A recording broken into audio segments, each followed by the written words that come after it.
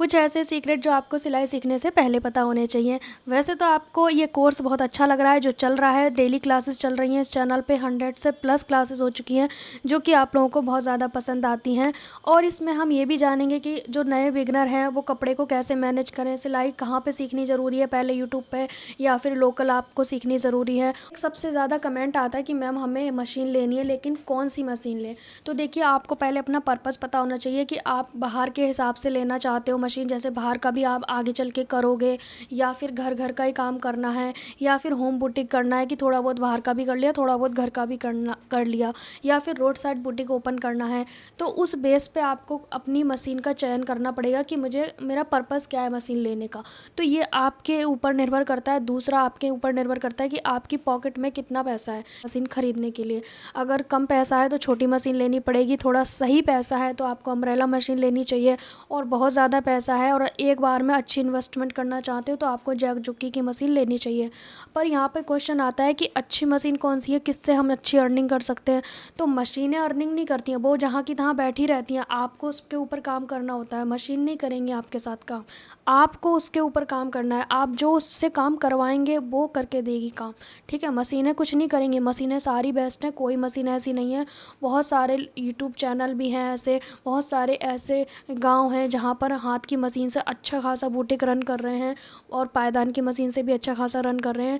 मेरी कौन सी मशीन है? मेरे पास एक अम्ब्रेला मशीन है, एक ओवरलॉक की मशीन है। मेरा कहने का मतलब ये है कि अगर आप बिगनर हैं, सिलाई सीख रहे हैं, तो एक हाथ की मशीन ले लो। बाद में जब आपकी प्रैक्टिस हो जाए फिर एक पायदान ले लेना 2000 का, अच्छी क्वालिटी का आ जाएगा, 1,500-2,000 का, वो उसमें ऐड कर लेना। फिर पायदान से काम कर सकते हो। फिर आपको लगे कि मैं महीने में अच्छा खासा अर्न कर चुकी हूँ, फिर आप अम्ब्रेला मशीन लो। देखिए, जो भी चीज़ ले रहे हो ना, आप पहले छोटी लो, ठीक है। किसी और के पैसे से ले रहे हो तो छोटी चीज़ें ले लो, फिर आगे जब आप अर्निंग करने लगो तो आप खुद ही उस पैसे को अपनी मशीन में, अपने जो भी चीज़ें होती हैं अपनी बुटीक से रिलेटेड, उनमें आप लगा सकते हो। चाहे वो मशीन हो गई, चाहे वो टेबल हो गया, चाहे वो और भी बहुत सारी चीज़ें हो गई। तो ये सारी चीज़ें होती हैं। मशीन सारी अच्छी है, कोई भी ले सकते, छोटी मशीन, अम्ब्रेला मशीन, जैक जुकी की मशीन, सारी ठीक है। वो आपके ऊपर है कि आप कौन सा कितना पैसा खर्च कर सकते हो मशीन के ऊपर। फिर एक कमेंट आता है कि मैम हम सिलाई सीखने के लिए कपड़ा कैसे मैनेज करें। तो देखिए, कपड़ा आपको कहीं ख़रीदने जाने की ज़रूरत नहीं है, घर में बहुत सारे कपड़े पड़े होते हैं, साड़ियाँ पड़ी हैं।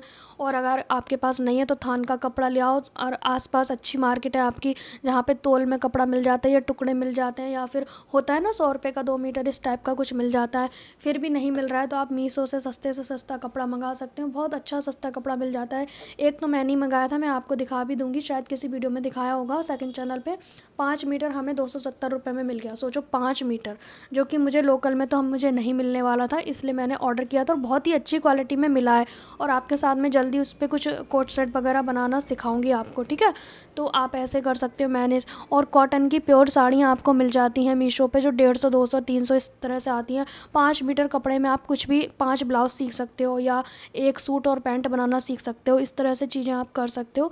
तो इसमें यह है कि आपको अस्तर लगाना पड़ेगा अगर पतला कपड़ा होगा तो, ठीक है।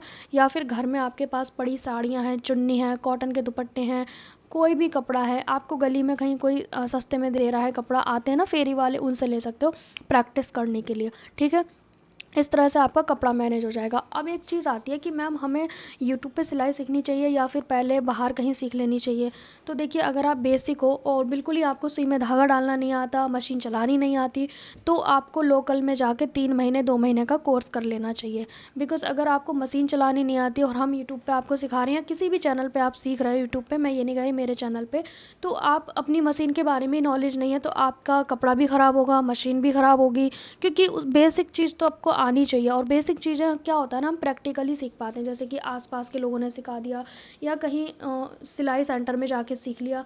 तो मेरा कहना यह है कि अगर आपको बिल्कुल ही कुछ नहीं आता तो आप घरेलू सिलाई थोड़ा बाहर सीखें, आस पड़ोस से हेल्प ले लो सीखने के लिए। मशीन चलाना की नॉलेज होनी चाहिए, उल्टी सीधी चला दी तो उसमें भी धागा वगैरह फंस जाता है।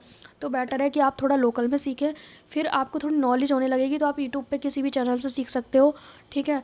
फिर अगर आपको लग रहा है कि भाई मुझे तो बहुत बड़े लेवल का सीखना है, एकदम मुझे तो फ़ेमस होना है और प्रोफ़ेशनल तरीके से सीखना है, तो कैसे सीखना चाहिए? तो उनको मैं ये कहूँगी वो आपको अगर बेसिक अच्छा आता है तो आप बेटर है कि किसी का कोर्स ले लो, जैसे कि ऑनलाइन बहुत सारे लोग सेल कर रहे हैं अपना कोर्स, तो आपके पास अच्छा पैसा है और आपको फ़ैशन डिज़ाइनर बनना है तो आप ऑनलाइन किसी का कोर्स ले सकते हो, ठीक है? ये चीज़ें हो गई।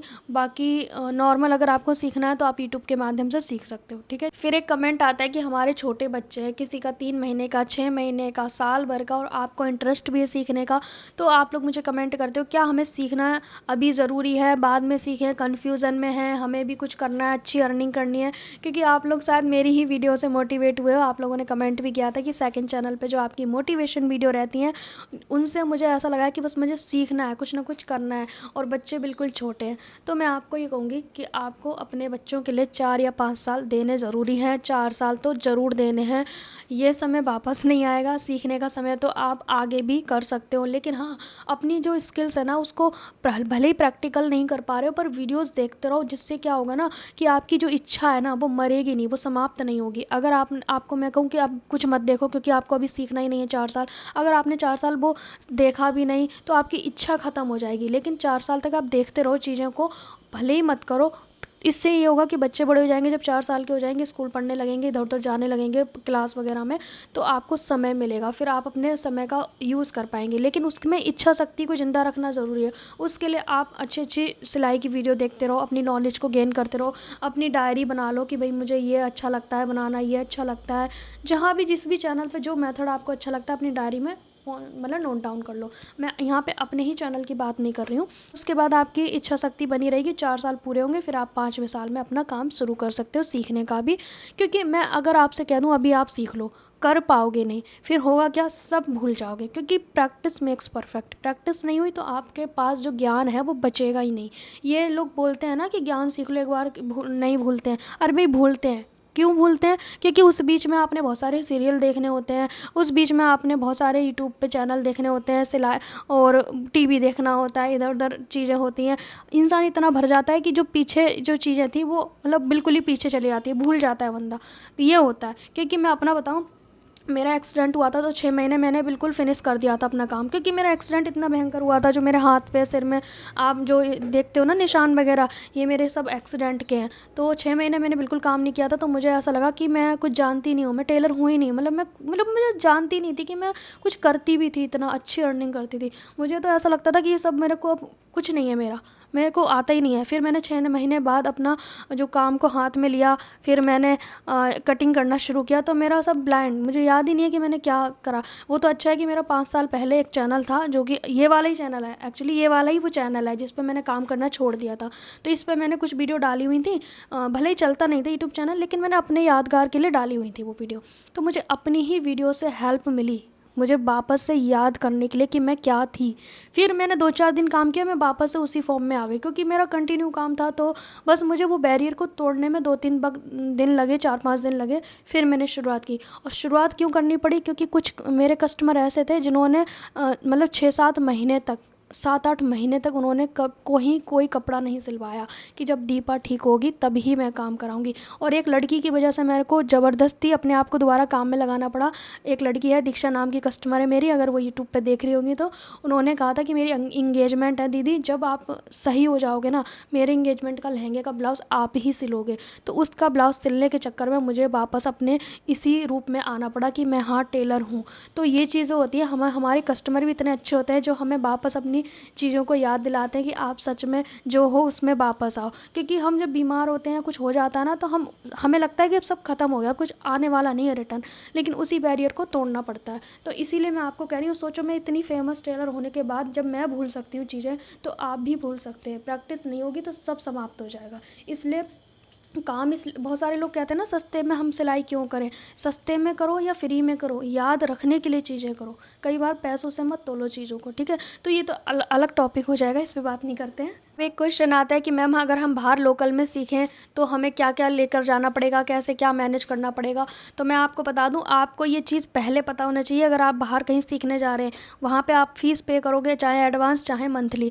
अगर आपके पास पूरा पहले से कपड़ा नहीं है कंप्लीट सीखने के लिए, तो आपका टाइम वेस्ट होगा, क्योंकि फ़ीस वाला तो फ़ीस पूरी ले लेगा। फिर आप उसमें सीखो या ना सीखो, वो आपकी प्रॉब्लम है। तो पहले अगर आप बाहर का सीखने को सोच रहे हो तो आपके पास कपड़ा होना चाहिए। अगर यूट्यूब पे सीख रहे हो तो ये है कि चलो आज वीडियो देख ली, कल परसों कपड़ा होगा तो हम कट कर लेंगे। लेकिन अगर आप लोकल में सीख रहे हो तो आपको फ़ीस तो पे पहले ही हो गई, तो बेटर है कि उस फ़ीस का यूटिलाइजेशन करने के लिए आपके पास पहले से कपड़ा होना चाहिए, पहले से पेपर होने चाहिए जिस पे आपको सीखना है। क्योंकि कपड़े की कमी पड़ जाती है तो इंसान सीख नहीं पाता, फिर महीने में 1 या 2-3 चीज़ सीख पाता है, जबकि आप सीख सकते थे 30 चीज़ें। पर डे के हिसाब से भी सीख सकते थे, अगर आपको अच्छा सीखना है और सिखाने वाला अच्छा है उसके हिसाब से। चलो 30 नहीं मानते, 20 तो मान सकते हैं, 20 चीज़ें आप सीख सकते हो, लेकिन 20 का आपके पास कपड़ा होना चाहिए। तो पहले कपड़ा मैनेज करो, उसके बाद नेक्स्ट महीने सीखने जाओ। 1 महीने का कपड़ा इकट्ठा कर लो सीखने के लिए, फिर उसके बाद फ़ीस पे करो, फिर सीखने जाओ। इस तरह से आप लोकल में सीख सकते हो। तो ये चीज़ें आपको पहले पता होनी चाहिए, ठीक है? एक कमेंट आया कि मैम हमारा ना आगे की ओर बेल्ट है पैंट में और पीछे की ओर इलास्टिक है, मुझे फुल इलास्टिक करना है। तो बिल्कुल आप कर सकते हो। आप थोड़ा-सा साइड से नेफे को खोलो और जो हमारी आगे बेल्ट होती है उसमें जो पेस्टिंग या बुकरम कुछ भी लगा होगा उसे निकाल के फेंक दो। फिर जो इलास्टिक का टुकड़ा पहले से उसमें लगा हुआ है बैक साइड में, उसी में एक इलास्टिक जोड़ दो जितनी आपको नीड है। अगर आपको लग रहा है कि मुझे पूरी चेंज करनी है तो आप पूरे को नेफे को खोलो और पूरी इलास्टिक हटा दो, नई इलास्टिक डाल दो और नई इलास्टिक डालने के बाद नेफे को फोल्ड कर दो। बहुत ईजी है। नेफा तो हमारा उतना ही होता है ना, जितने में हम इलास्टिक डालते हैं, बेल्ट का भी उतना ही होता है। तो बहुत आसानी से आप कर सकते हो। फिर एक कमेंट आता है कि मैम हमें ना चौड़ी इलास्टिक पसंद नहीं है क्योंकि हमें चुभती है, दर्द होता है, या फिर सिजेरियन से बेबी हुआ है, तो क्या हम पतली इलास्टिक डाल सकते हैं सिली हुई पैंट में से? तो बिल्कुल आप उसको निकाल के फेंक दो। 1/2 इंच की इलास्टिक लाओ, आप उसको अपने हिप के हिसाब से, कमर के हिसाब से डालना चाहते हो जैसे भी आप उसमें डाल सकते हो। नेफे में पिरो दो और गांठ लगा दो, तो उससे आपको ना डोरी वाला बनाने की ज़रूरत नहीं पड़ेगी पैंट प्लाजो, ठीक है?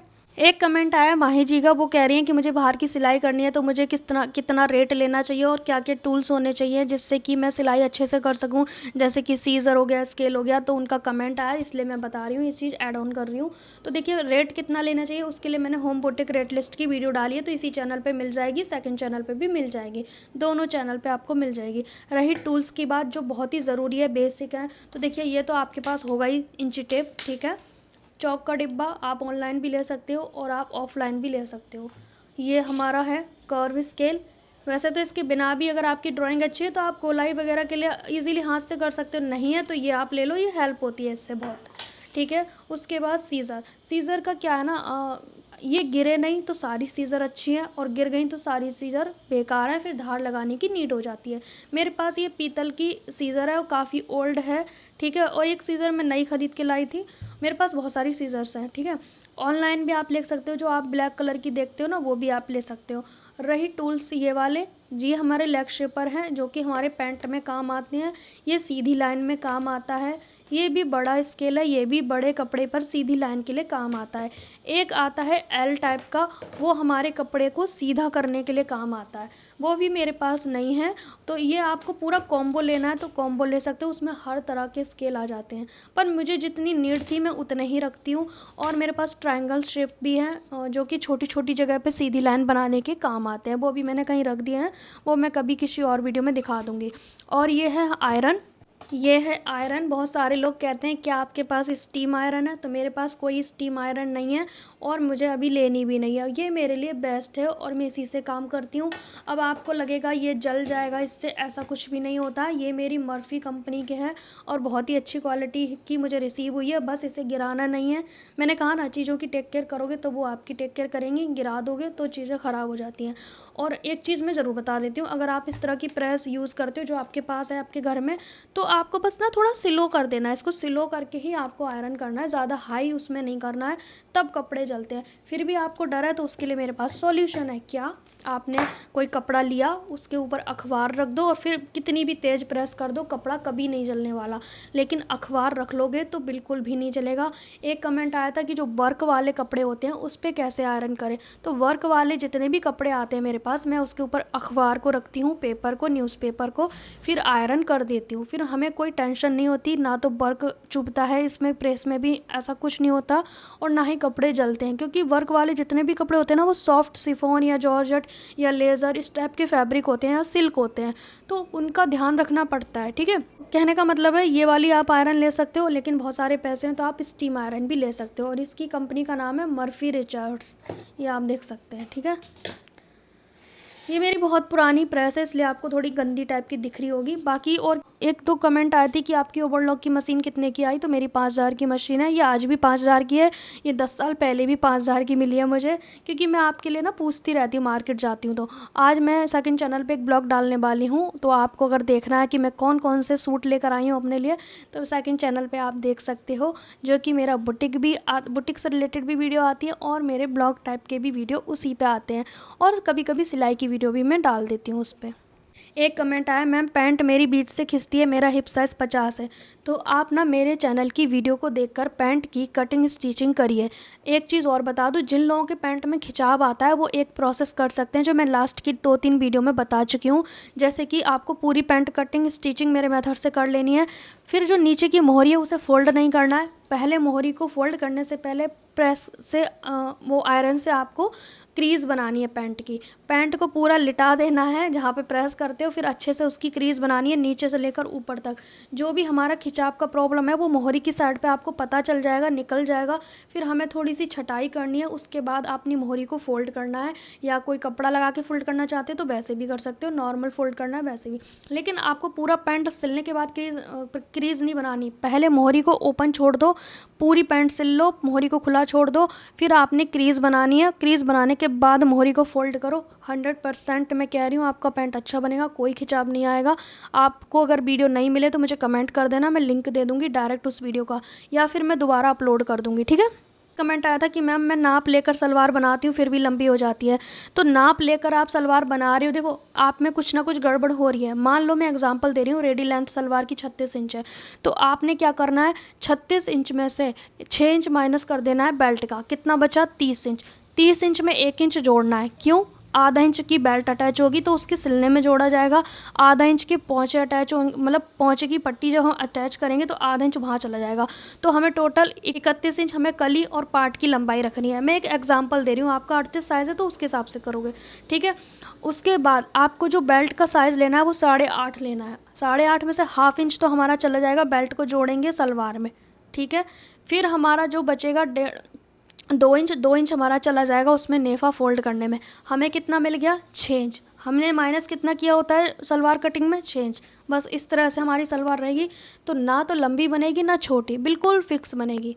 नहीं भरोसा है तो सलवार की कटिंग स्टिचिंग की वीडियो मेरे चैनल पे देख सकते हो।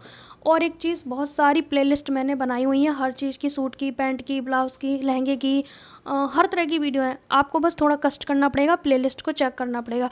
कैसे करते हैं वो मैं आपको पास से दिखाती हूँ। मेरे इस चैनल पे जाना है और आपको सारी वीडियो देखनी है। पहले तो इस पर क्लिक करोगे तो मेरी वीडियो की लिस्ट आ जाएगी इस तरह से। ठीक है, ये लिस्ट आने के बाद आपको क्या करना है, प्ले लिस्ट पर क्लिक करना है। देखो लाइव का ऑप्शन है, शॉर्ट का ऑप्शन है, वीडियोज़ का ऑप्शन है, पोस्ट का ऑप्शन है। पोस्ट देखनी है तो ऐसे आएगा। ठीक है, ये मैंने पोस्ट लगाई हुई है, और यहाँ पे प्लेलिस्ट है। इसमें देखो पैंट की वीडियो, जो बेल्ट और हुक वाली जो पैंट होती है उसकी वीडियो, ये अम्ब्रेला सूट की वीडियो, ये पेटीकोट है, और ये 5, देखो इस पर नंबर लिखे हैं कितनी वीडियो है, 5 लहंगे की वीडियो है, और सिलाई कोर्स हमारा 129 वीडियो का हो चुका है। ये हो गया। फिर उसके बाद हमारे ब्लाउज़ हो गए, ये वाले ब्लाउज़ ढीला टाइट कैसे करें। फिर उसके बाद बॉडी मेजरमेंट, ये शोल्डर आर्म होल की 11 वीडियोज़ हैं। इस तरह से देखो बुटीक से रिलेटेड ये वीडियो है, बुटीक इन्फो। ठीक है, इन्फॉर्मेशन ब्लाउज़ की हो गई, ये सारी वीडियो आपको मिल जाएंगी। अफ़गानी शलवार, अफ़गानी पैंट की 30 वीडियो है, आप सोच सकते हो 30, 140 ब्लाउज़ की वीडियो है, मतलब 106 पैंट की वीडियो है। और आपको सिलाई कोर्स सीखना है तो सिलाई कोर्स ये रहा। ठीक है, फर्स्ट नंबर की क्लास, सेकंड नंबर की क्लास, थर्ड, फोर्थ, फिफ्थ, इस तरह से नंबर वाइज आपको सीखते रहना है डेली। आपको ये नहीं सोचना कि हम आगे निकल गए पीछे रह गए, ये नहीं सोचना, आपको नंबर वाइज सीखना है। तो बहुत सारे लोग कमेंट करते हैं कि मैम हमने एक क्लास सीख ली, दूसरी क्लास कहाँ है, तो मैंने आपको बता दिया, आपको अपने नंबर वाइज सीखना है, ज़्यादा सोचना नहीं है, टेंशन नहीं लेनी, बस कंटिन्यू करते रहो, धीरे धीरे करो, ज़्यादा स्पीड नहीं पकड़नी है। जैसे बच्चे ट्यूशन जाते हैं उतना ही आप सीखो, एक दिन में सारा सीखने की कोई ज़रूरत नहीं है। सो गाइज़, आज की वीडियो आपको अच्छी लगी है तो लाइक शेयर कमेंट, मिलेंगे नेक्स्ट टाइम, तब तक के लिए बाय बाय।